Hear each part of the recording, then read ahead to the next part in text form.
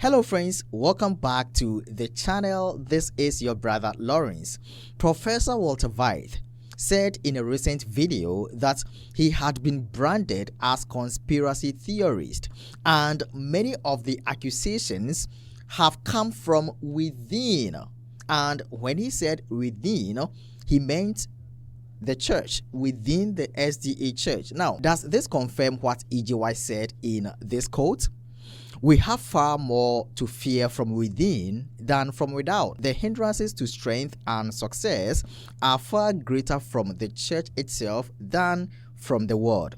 Unbelievers have a right to expect that those who profess to be keeping the commandments of God and the faith of Jesus will do more than any other class to promote and honor by their consistent lives, by their godly examples, and their active influence, the cause which they represent. But how often have the professed advocates of the truth proved the greatest obstacle to its advancement? The unbelief indulged, the doubts expressed, the darkness cherished, encourage the presence of evil angels, and open the way for the accomplishment of Satan's devices. Now, EGY said that we have far more to fear from within than from without the church. And Walter Veith is saying that many of his critics have come from within the church. Now, let's listen to him. Now, over the years,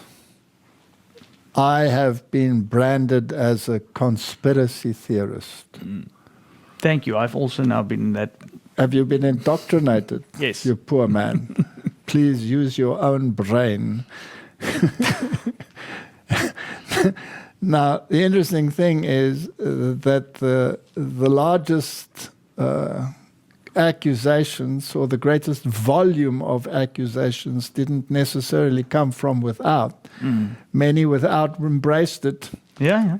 It came from within. And I wonder where these so-called anti-conspiracist people that claim that all these things are a conspiracy, and for that matter, the entire Bible is then a conspiracy, which started in Eden and is culminating in our days. That this conspiracy, as written in the book of Revelation, couched in signs and symbols, and doesn't Masonry do the same? Yes. Couches its conspiracies in signs and symbols and funny little handshakes and little hand signs and the satanic symbols in the most strange environments, even to this very day. I find it fascinating that after the initial proclamation of this conspiracy between good and evil, that the world took it up. And we had to say nothing about it anymore because the world was saying it. They're screaming it from every channel. I watched their videos, Martin, as they come out one after the other. And I recognize some of the slides that they are using. Yes. I see it as well. Can you see it sometimes? You know, suddenly there's a demographic that is being displayed there. And I recognize that slide. It comes out of the Total Onslaught series many, many years ago. And that which was conspiracy is now no longer branded as dubious, but as mainstream. Yeah. No, that's true. I mean, if I can just take in the last 10 years, how many, because that's when I watched Total Onslaught for the first time, how many of the things that was said there has now come to fruition? It's just common knowledge. And I wonder where all those voluminous, high decibel individuals that opposed it, where they are now. Because I don't have to quote Total Onslaught at all. I can pick up Der Spiegel and read Total Onslaught in it In the latest one. In the latest ones. We'll see in a moment.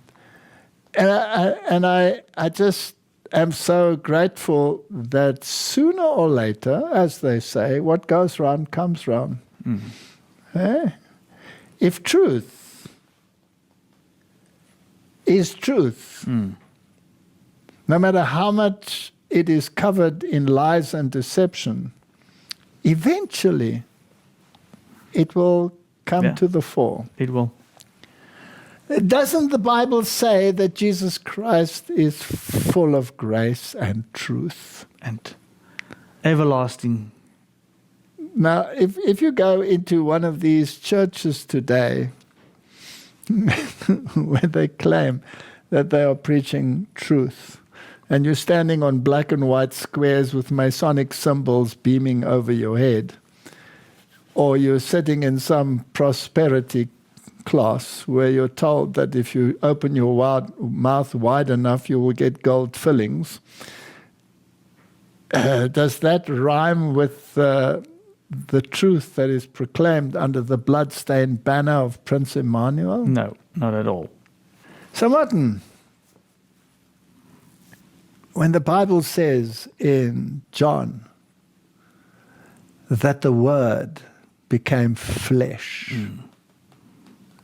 and we beheld his glory. That's his character.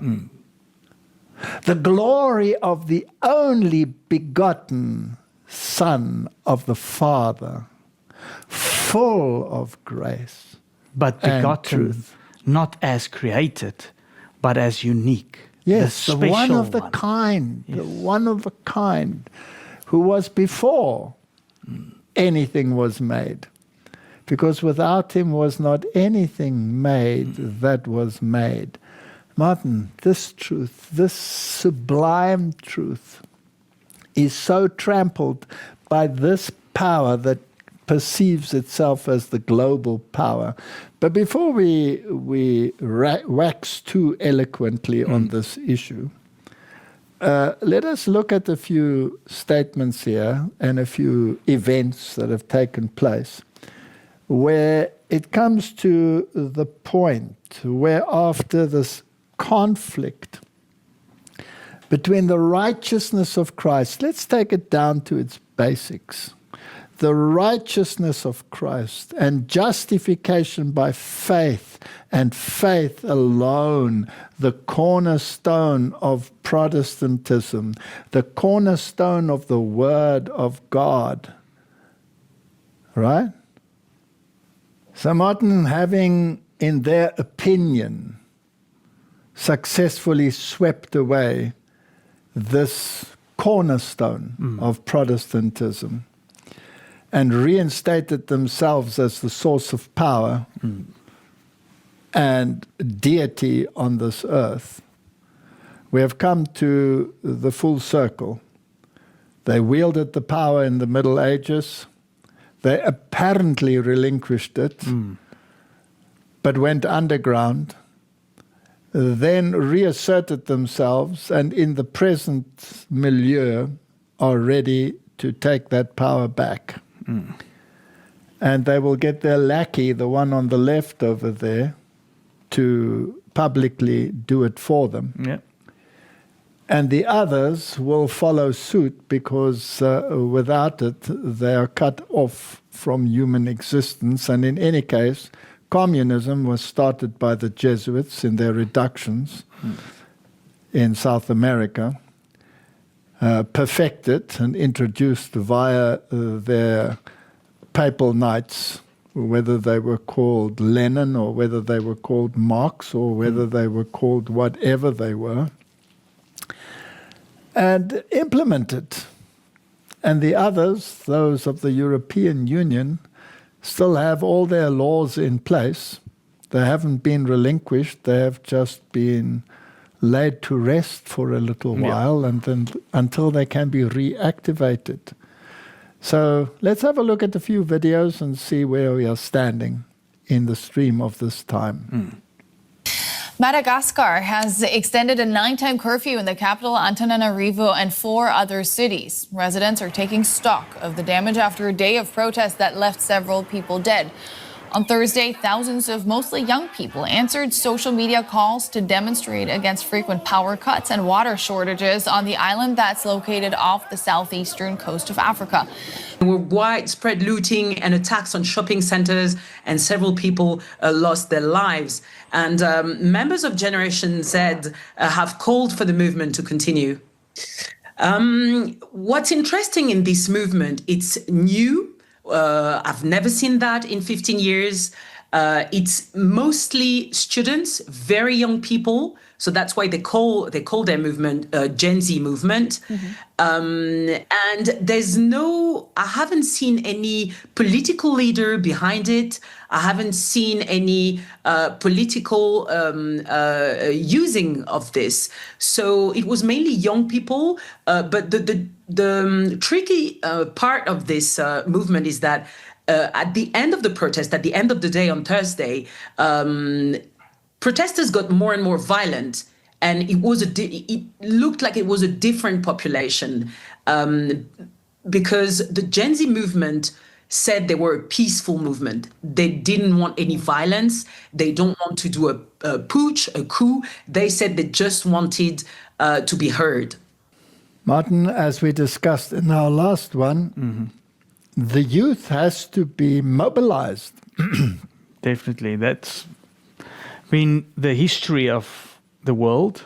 Yes, so if you want riots on the streets, it's very hard to get the 70-year-olds and the 80-year-olds to be mobilized into that kind of activity. It's going to take a while. You have to use the youth. And so we discussed last time, that's why Masonry has the Demolés, this massive youth movement. The French Revolution was powered by the youth. The hippie movement, bringing in the new morality, was powered by the youth. And of course, you use the harp, the sitar, the dulcimer, the guitar, the electric guitar, the bass guitar, the drums. I'm just paraphrasing Daniel, chapter 3, and rile up the spirit, put them into an alpha zone so that their cognitive function is impaired while they climb onto barricades. Maybe people can now understand why there are always, when there's a protest, music the whole time with it. Yes, and normally behind all of these movements, whether it was the French Revolution, whether it was the hippie movement, whether it was wherever the Jesuits were involved. Let's make it quite plain. Whether it was the Nazi movement with the Hitler Youth, didn't he say, I see Himmler as my Ignatius of Loyola? Didn't he invoke the Jesuit philosophy of fascism? There's a lot of talk about fascism, but the fasci are everywhere in the Capitol. And from Lincoln sitting on his chair with the Capitol or with the fasci on either side, that is just their system of government where the industry is linked. The rich mega moguls are linked in with the economy so that they can drive the processes and programs they want without necessarily being trapped in party ideology. So we can actually, on this picture, have a lot more plugins. Not only countries, you can have the industry. Oh, you can have them all. You're going to have the merchants of the world Banking. Plugged in over there with their signed documents that they signed with Pope Francis or Rerum Novarum from the previous Pope Leo and the present Pope Leo. They're all linked in there. And the labor movements and the Christian ecumenical movements, you can all plug them there into that power source. You either plug in there or you run out of power, Martin. Now, let's ask this critical question. Who are those that branded Professor Walter Veith as conspiracy theorist? Let me explain. back in 2011 and around 2012, Professor Walter Veith had issues with the leadership of the church in Europe. And some of these leadership suggested that Professor Walter Veith was promoting conspiracy theories. So they got him banned in Germany and in some other places in Europe. Now, this article was published by Spectrum magazine back in 2012, and it says, under investigation for anti-Semitism, Walter Veith banned in churches by European Adventist leaders. This was when Professor Walter Veith was with the Amazing Discovery Ministry, going from places to places, having lectures and others, So the branding of Walter Veith as conspiracy theorist actually started in Europe, in Germany, all right? And now there are some SDA media outlets, like especially those that are online, that sometimes accuse Walter Veith of being a conspiracy theorist. I don't want to mention any name right here. I don't want to mention any name because, friends, I don't want any trouble. But it is a fact that many people, even within Adventism, see Professor Walter Veith as a conspiracy theorist. But let me ask this question before I leave. How do you see Professor Walter Veith? How do you see his messages? Is he a conspiracy theorist? Does he promote conspiracy theories? Friends, what do you think? Share your thoughts in the comment. But, I have been following Walter Veith for years, and I do not believe that he is a conspiracy theorist. Yes, that is my side. That is my side. I don't believe he is a conspiracy theorist, but when he preaches the truth, sometimes the truth that he preaches is so hard that people cannot receive. So they try to label him anything that they want. I don't believe Professor Walter Veith is a conspiracy theorist, all right? Let me know your thoughts in the comments. This is all I had to share with you today. There are more stories coming up, so don't go anywhere. Thanks for watching. See you next time. God bless.